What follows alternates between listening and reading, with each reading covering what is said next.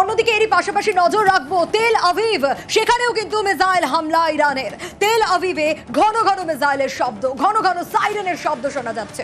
প্রাণ বাঁচাতে রীতিমতো ছোটাছুটি করছেন সকলে। আর ওয়ার জোন থেকে কভারেজ করছে নিউজ 18 বাংলা। প্রত্যেক মুহূর্তের আপডেট তুলে ধরছি আপনাদের সামনে। कह रहे हैं बहुत खतरनाक है और आप सुन सकते हैं। देखिए लोग भाग रहे हैं और देख सकते हैं आप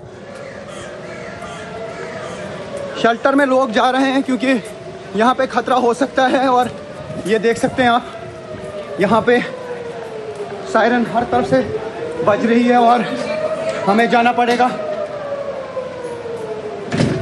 अंडरग्राउंड जाना पड़ेगा। नाउ पीपल आर रनिंग, आप देख सकते हैं कि लोग जा रहे हैं। मैं भी अब शेल्टर में जाऊंगा, हालांकि वहाँ पे अंडरग्राउंड में कोई कनेक्टिविटी नहीं होती है, शायद आपके साथ राब्ता नहीं रहेगा। तो आप समझ लीजिए अब धमाके सुनाई देंगे और ये अब बहुत खतरनाक स्थिति हो सकती है। लोग भाग रहे हैं अंदर, ये देखिए ये शेल्टर में जा रहे हैं क्योंकि अब तो शेल्टर में आना ही पड़ेगा अपनी सेफ्टी के लिए। और हर जगह पे होटल्स में अंडरग्राउंड बंकर रखे गए हैं, देख सकते हैं आप। ये अंडरग्राउंड बंकर में जा रहे हैं, ये पूरा सेफ रूम्स हैं, शेल्टर है। और नीचे जाके अंडरग्राउंड अभी लोग आ रहे हैं, पीपल आर कमिंग। तो अभी ये जा रहे हैं और ज़ोरदार तरीके से सायरन्स बज रही हैं और अभी भी लोग आ रहे हैं। इन्होंने सब जगह पे फैसिलिटी रखी है, देख सकते हैं आप। लोग आ रहे हैं लगातार। अब चूँकि बहुत ज़बरदस्त, ये देखिए नंगे पाँव चल रहे हैं क्योंकि जो ही सायरन हो गई तो इन्होंने फ़ौरन यहाँ पे रुख किया है उन जगहों का जहाँ पे ये देख सकते हैं आप। ये लोग आ रहे हैं, इस वक्त लोग आ रहे हैं। ये देखिए किस तरीके से बुजुर्ग लोग अब शेल्टर में जा रहे हैं, ये हालात आप देख सकते हैं। और जितने भी इर्द गिर्द लोग हैं इन्हें जोरदार धमाके हो रहे हैं, ये देख सकते हैं आप। ये देख सकते हैं आप यहाँ पे बहुत ही जोरदार धमाके हुए। ये देख सकते हैं आप इंटरसेप्शन के छाप जो हैं इंटरसेप्ट किए गए हैं, ये मिसाइल ईरानी मिसाइल। और हवा में आप देख सकते हैं कहाँ पे लकीर छोड़ के गए हैं। बहुत ज़ोरदार धमाके हो रहे हैं और ये आसमान में आप देख सकते हैं कि क्या हालात हैं यहाँ पे। और ज़ोरदार धमाके हुए, यही वजह है कि सायरन्स पहले बज गई थी। अब कहाँ कहाँ पे ये गिरे, कहाँ कहाँ पे इंटरसेप्ट हुए, ये किसी को नहीं मालूम। लेकिन ये एक्सक्लूसिव विजुअल्स आप इस वक्त देख सकते हैं न्यूज़ 18 इंडिया पे। रिस्क ज़रूर है लेकिन दुनिया भर के दर्शकों को मैं दिखाने की कोशिश करूंगा क्या रहते हैं हाल। और बाकी सारे लोग जो हैं यहाँ, मेरे सिवा मुझे नहीं लगता कोई बाहर होगा, लेकिन बाकी सारे जितने भी लोग हैं वो शेल्टर हाउसेस में हैं, वो अंडरग्राउंड चले गए हैं। और धमाके ज़ोरदार हुए और मुझे आसमान में दिख रहा है कि इंटरसेप्ट हो गए हैं काफ़ी सारे मिसाइल्स और धमाकों की आवाज़ मुझे यहाँ से सुनाई दे रही है। ট্রাম্প দাবি করছেন সিজ ফায়ারের, কিন্তু ট্রাম্পের দাবি তো ইরানের বিদেশমন্ত্রী উড়িয়ে দিচ্ছেন। হ্যাঁ, কোনো যুদ্ধবিরতি হয়নি, ইরান এমনটাই দাবি করছেন। সোশ্যাল মিডিয়ায় দাবি ইরানের বিদেশমন্ত্রীর এখনো যুদ্ধবিরতি নিয়ে সমঝোতা হয়নি, ইরান এমনটাই দাবি করছে। ইসরায়েল যুদ্ধ ঘোষণা করেছে, ইরান নয় বলেও দাবি। ট্রাম্পের দাবি ওড়ালেও পরে কিছুটা সুর নরম হয়েছে। রফার ইঙ্গিত ইরানের বিদেশমন্ত্রী সৈয়দ আব্বাসের। ইসরায়েল থামলে ইরানও থামবে বলে দাবি। শেষ রক্তবিন্দু দিয়ে ইরান সেনা লড়বে বলেও দাবি জানানো হয়েছে ইরানের তরফে। যুদ্ধবিরতি নিয়ে চূড়ান্ত সিদ্ধান্ত পরবর্তী সময় নেওয়া হবে, দাবি ইরানের বিদেশমন্ত্রী সৈয়দ আব্বাস আরাগচির।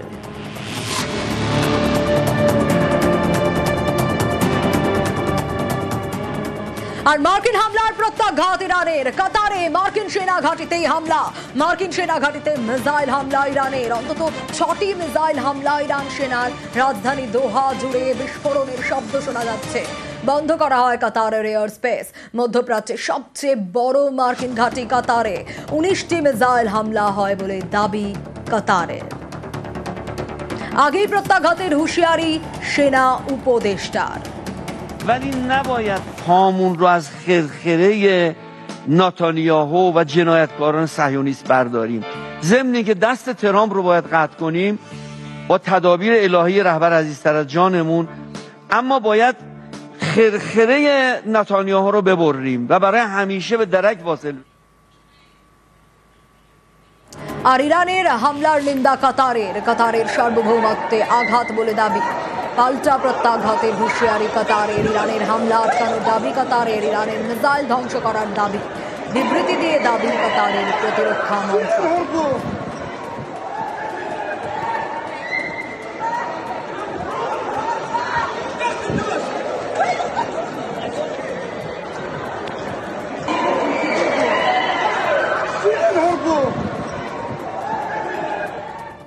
যুদ্ধ পরিস্থিতির প্রত্যেকটা আপডেট আমরা আপনাদের সামনে তুলে ধরছি। কাতারে মার্কিন সেনা ঘাঁটিতে হামলার জের কাতারের আকাশপথ এড়াচ্ছে অধিকাংশ এয়ারলাইন্স। অধিকাংশ বিমান তাই ঘুর পথে চলছে। কাতারে মার্কিন সেনা ঘাঁটিতে হামলার তার জেরে কাতারের আকাশপথ এড়াচ্ছে অধিকাংশ এয়ারলাইন্স। অধিকাংশ বিমান তাই ঘুর পথে চলছে।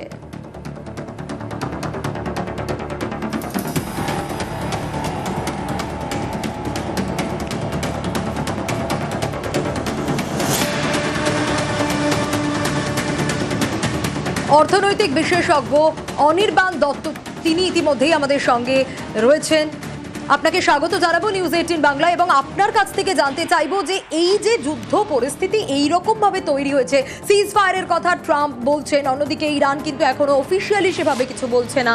কোন দিকে যাচ্ছে পরিস্থিতি এবং এর ফলে তো অন্যান্য দেশ তাদেরকেও অর্থনৈতিকভাবে সম্মুখীন হতে হবে কোনো না কোনো দিক থেকে। দেখুন, সবার আগে বলবো যে যদি সত্যি সত্যি সিজফায়ার হয় এর থেকে ভালো হয়তো আর কিছুই হয় না, এবং আমরা সবাই হয়তো ভগবানের কাছে প্রার্থনা করছিলাম যে যুদ্ধ যাতে শেষ হয়। এবং এই আজকে যে সিজফায়ারের কথাটা উনি ঘোষণা করেছেন, দেখুন উনি এমন একজন মানুষ, কখনো রুষ্ট কখনো তুষ্ট। উনি চাইলে উনি যুদ্ধ বন্ধ করবেন।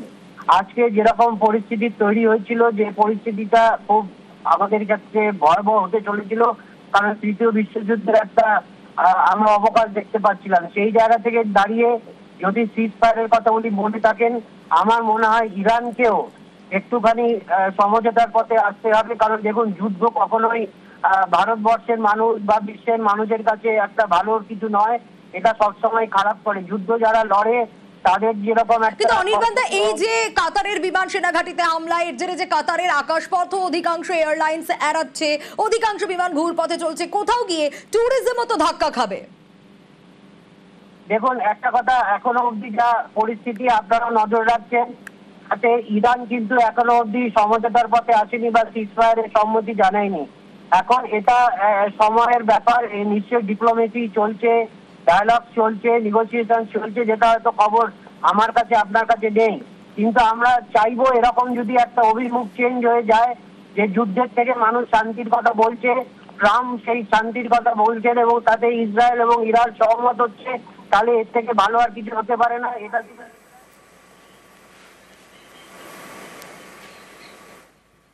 দাঁড়িয়ে এই মুহূর্তে প্রত্যেকটা মিনিট, প্রত্যেকটা ঘন্টা ইম্পর্টেন্ট, যেখানে আমার মনে হয় ইরান এবং ইসরায়েলের পরবর্তী পদক্ষেপের উপর সবার নজর রাখা উচিত এবং সিজফায়ার যাতে সত্যি সত্যি সিজফায়ার হয়।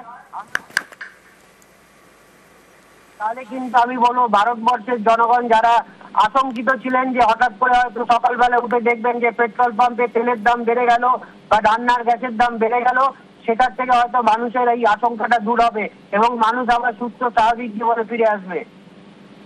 অনেক ধন্যবাদ জানাবো অনির্বাণদা আপনাকে। ইতিমধ্যে আমরা যোগাযোগ করতে পেরেছি আইএটিও রাজ্য সভাপতি দেবজিৎ দত্ত, তিনি ইতিমধ্যেই আমাদের সঙ্গে রয়েছেন। আপনাকে স্বাগত জানাবো নিউজ 18 বাংলা এবং আপনার কাছ থেকে একটু জানতে চাইবো যে এই যে অধিকাংশ বিমান ঘুর পথে চলছে, এই যে একের পর এক হামলা, যুদ্ধ পরিস্থিতি, এর জেরে তো স্বাভাবিকভাবে ট্যুরিজমও ধাক্কা খাচ্ছে। হ্যাঁ, দুর্ভাগ্যজনকভাবে অনিশ্চয়তা আর পর্যটন একদমই বিপরীতার্থক শব্দ।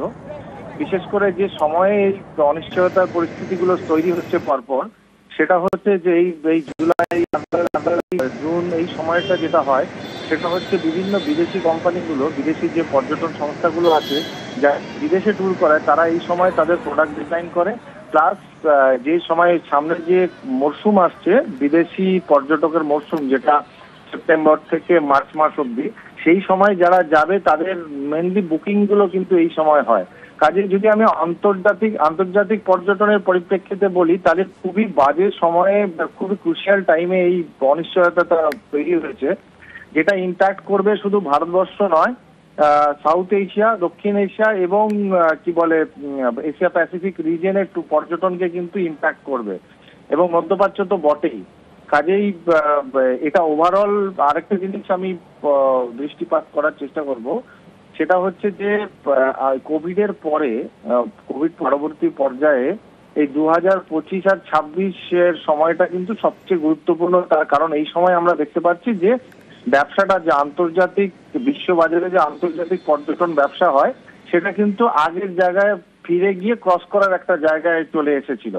ঠিক আছে, এবার আমরা যেমন দেখতে পাচ্ছি এবার প্রচুর নতুন বিদেশি কোম্পানি তারা সাইন আপ করছে, তারা এই অঞ্চলে বিভিন্ন রকমের প্রোডাক্ট বানানোর জন্য আমাদের সাথে কথাবার্তা চলছে, যোগাযোগ করছে।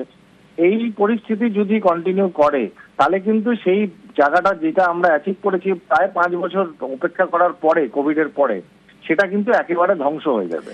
দেবজিৎ, একটা বিষয় জানতে চাইবো, এই যে 5 বছর ধরে যেটা অ্যাচিভ করা, এই সময়টা খুব গুরুত্বপূর্ণ ছিল আপনি যেমনটা বলছিলেন। এক্ষেত্রে এর আগেও আমরা দেখেছি যে ক্ষয়ক্ষতি, এবারও এই ক্ষতি, এই ক্ষতির পরিমাণটা অ্যাপ্রক্স তাও কত হতে পারে, এর কোনো ধারণা রয়েছে?